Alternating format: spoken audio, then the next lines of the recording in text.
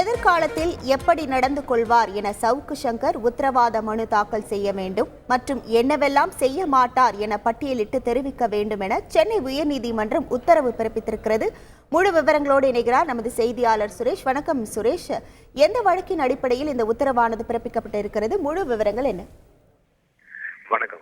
பெண் காவலர்களை அவதூறாக பேசியதாக கைது செய்யப்பட்ட யூடியூபர் சவுக்கு சங்கரை குண்டர் சட்டத்தில் சிறையில் அடைத்து கடந்த 12ஆம் தேதி சென்னை மாநகர காவல் ஆணையர் உத்தரவு பிறப்பித்திருந்தார். இந்த உத்தரவை ரத்து செய்ய வேண்டும் என்ற கோரிக்கையுடன் சவுக்கு சங்கரின் தாயார் கமலா உயர்நீதிமன்றத்தில் ஒரு ஆட்கொணர்வு மனுவை தாக்கல் செய்திருந்தார்.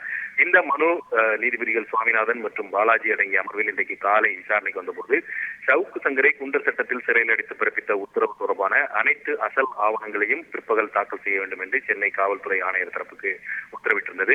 வழக்கு பிற்பகல் மீண்டும் விசாரணைக்கு வந்தபோது ஆணையர் தரப்பில் குண்டர் சட்டத்தில் சிறையில் எடுத்த உத்தரவு தொடர்பான அனைத்து ஆவணங்களும் தாக்கல் செய்யப்பட்டன. இதையடுத்து இந்த ஆவணங்களை ஆய்வு செய்த பின் இந்த வழக்கை நாளை விசாரிப்பதாக கூறி விசாரணையை நாளை தள்ளி வைத்திருக்கிறார்கள். நாளைய தினமே இந்த வழக்கில் இறுதி விசாரணை நடத்தப்படும் என்றும் நீதிபதிகள் தெரிவித்தார்கள்.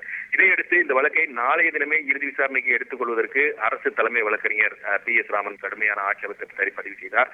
அதற்கு என்ன சிறப்பு இருக்கிறது இந்த வழக்கை நாளை விசாரிப்பதற்கு அவசரமாக என்ற ஒரு கேள்வியையும் அவர் எழுப்பியிருந்தார். இதே போல கோவையில் சிறையில் சவுக்கு சங்கர் தாக்கப்பட்டது தொடர்பாக அளித்த புகார் குறித்து விசாரணை நடத்தும்படி தேசிய மனித உரிமை ஆணையத்துக்கு உத்தரவிட வேண்டும் என்ற கோரிக்கையுடன் அவருடைய தாய் கமலா தாக்கல் செய்த மனு மீதான விசாரணையும் நீதிபதிகள் நாளைக்கு தள்ளி வைத்திருக்கிறார்கள். இதற்கிடையில் இந்த எதிர்காலத்தில் சவுக்கு சங்கர் எப்படி நடந்து கொள்வார் எனவும் என்னவெல்லாம் செய்ய மாட்டார் எனவும் உத்தரவாதம் அளித்து ஒரு பிரமாண மனுவை அவர் தாக்கல் செய்ய வேண்டும் என்று அவர் தரப்புக்கு நீதிபதிகள் உத்தரவிட்டிருக்கிறார்கள். முதல்வரை ஒருமையில் அழைத்திருக்கிறார். அதை ஒருபோதும் ஏற்றுக்கொள்ள முடியாது என்றும் நீதிபதிகள் தெரிவித்தனர். இது சம்பந்தமாக அவரை இன்று மாலையே சந்தித்து உத்தரவாதத்தை பெற்று பிரமாண பத்திரத்தை மனுவை தாக்கல் செய்ய வேண்டும் என்று அவர் தரப்புக்கு உத்தரவிட்ட நீதிபதிகள் இது சம்பந்தமாக சம்பந்தப்பட்ட அதிகாரிகளுக்கு அறிவுறுத்தல்கள் வழங்கும்படி அரசு குற்றவியல் வழக்கறிஞருக்கும் நீதிபதிகள் உத்தரவிட்டிருக்கிறார்கள். உங்கள் முழு விவரங்களுக்கு நன்றி சுரேஷ்.